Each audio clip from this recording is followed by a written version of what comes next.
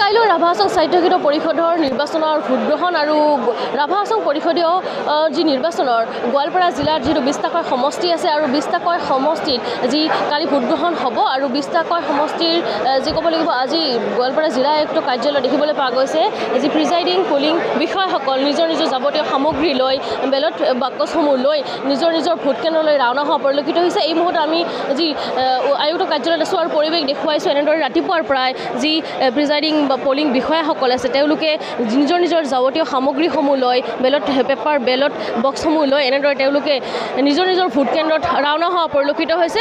আৰু ক'ব লাগিব যিহেতু গোৱালপাৰা জিলাখনত ৰাভা হাছং স্বায়ত্তশাসিত পৰিষদৰ অন্তৰ্গত 20টাকৈ সমষ্টি আছে আৰু 20টাকৈ সমষ্টি ইতিমধ্যে এটা সমষ্টিত বিনা প্ৰতিদ্বন্দ্বিতাৰে বিজয়ী হৈছে NDA প্ৰাৰ্থী আৰু যিহেতু 19টাকৈ সমষ্টিত ভোটগ্ৰহণ হ'ব আৰু 362টা যিহেতু ভোট কেন্দ্ৰ আছে আৰু 2,40,025জনকৈ ভোটাৰ্ছ আছে আৰু 2,40,025জনকৈ ভোটাৰ্ছে আচলতে নিৰ্ণয় কৰিব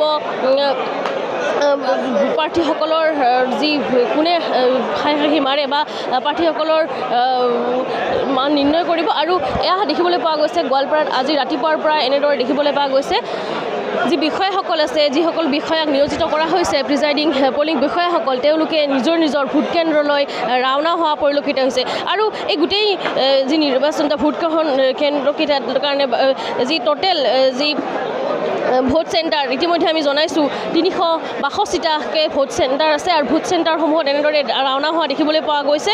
আৰু আচলতে এই গোটেইখিনি পৰিচালনা কৰিবলৈ 5টাকৈ জোন নিৰ্ধাৰণ কৰা হৈছে আৰু 38টাকৈ যিটো ছেক্টৰ নিৰ্ণয় কৰিছে যি জিলা প্ৰশাসনে আৰু সুন্দৰকৈ আচলতে এই গোটেই নিৰ্বাচনটো সুকলমে হোৱাৰ বাবে এনেদৰে 5টাকৈ জোনত বিভক্ত কৰিছে আৰু 38টাকৈ ছেক্টৰ এনেদৰে ৰাখিছে। আৰু এনেদৰে দেখিবলৈ পোৱা গৈছে নিৰ্বাচনৰ বাবে কালিৰ যি ভোটগ্ৰহণৰ বাবে এনেদৰে সম্পূৰ্ণৰূপে সাজু হৈ পৰিছে যি জিলা প্ৰশাসন আৰু এনেদৰে ৰাতিপুৱাৰ পৰাই প্ৰিজাইডিং পলিং বিষয়াসকল তেওঁলোকৰ নিজৰ ভোট কেন্দ্ৰলৈ ৰাওনা হোৱা পৰিলক্ষিত হৈছে। আৰু লোকসকল আছে বিষয়াসকল আছে তেওঁলোকৰ পৰা জানিবলৈ চেষ্টা কৰিম। খুৰা ক'ত পৰিছে আপোনাৰ? এই হাতীগাঁও হাইস্কুল বস্তুখিনি ল'লে আপোনাৰ মেটেৰিয়েলছ লোৱা নাই, বৰ্তমান মেটেৰিয়েলছ দিয়া নাই, মেটেৰিয়েলছ দিলে ল'ম বুলি পেলাই সাজু হৈ আছোঁ আৰু হাতীগাঁও হয়। দাদা আপোনাৰ ক'ত পৰিছে? মেচাল খাৱা LP বস্তু সামগ্ৰী লৈছে না হোৱা নাই, এতিয়া কালেকশ্যন হোৱা নাই। এইবাৰ প্ৰথম পৰিছেনে? এতিয়া প্ৰথম নহয়, থাৰ্ড টাইম।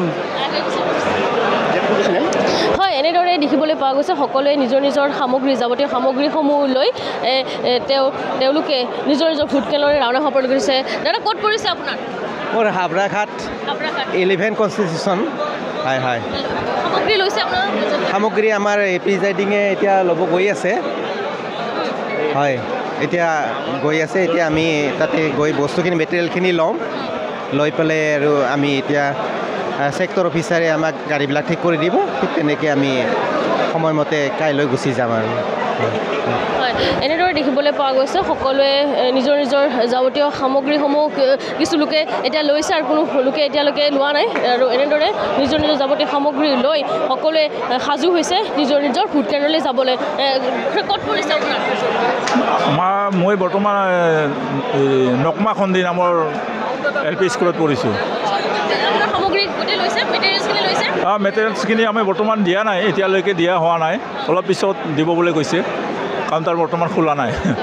হয়, মই একেই আমাৰ নকমাখন্দি দুধনৈৰ পৰা দামৰা হয়, ডাইনাডুবিৰ ওচৰতে পৰে ৰাস্তাৰ লগতে।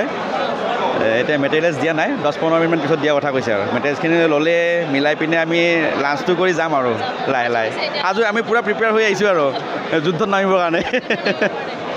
হয়, এনেদৰে সকলোৱে নিজৰ যি ভোট কেন্দ্ৰলৈ ৰাওনা হৈছে দেখিবলৈ পোৱা গৈছে। কিছু সংখ্যক লোক এতিয়ালৈকে ৰাওনা হৈছে আৰু কিছু সংখ্যক লোক এনেদৰে মেটেৰিয়েলছ ল'বলৈ ৰখি আছে, তেওঁলোকে মেটেৰিয়েলছখিনি লৈ নিজৰ ভোট কেন্দ্ৰলৈ ৰাওনা হ'ব। আৰু এনেদৰে দেখিবলৈ পোৱা গৈছে জিলা প্ৰশাসনে সম্পূৰ্ণৰূপে সুন্দৰকৈ ইয়াত ব্যৱস্থাপনা কৰিছে, সুন্দৰকৈ ইয়াত ৰাখিছে। আৰু জিলা প্ৰশাসন এই ভোট নিৰ্বাচনক লৈ যি ৰাভা হাছং নিৰ্বাচনক লৈ সম্পূৰ্ণৰূপে সাজু হোৱা পৰিলক্ষিত হৈছে। আমি গোৱালপাৰাৰ পৰিৱেশ দেখুৱাইছোঁ। গোৱালপাৰাত আজি আয়ুক্ত কাৰ্যালয়ত ৰাতিপুৱাৰ পৰা এনে দেখিবলৈ পোৱা গৈছে যি পলিং বিষয়াসকল প্ৰিজাইডিং বিষয়াসকল নিজৰ নিজৰ ভোট কেন্দ্ৰলৈ ৰাওনা হোৱা পৰিলক্ষিত হৈছে আৰু যিহেতু কাইলৈ ভোট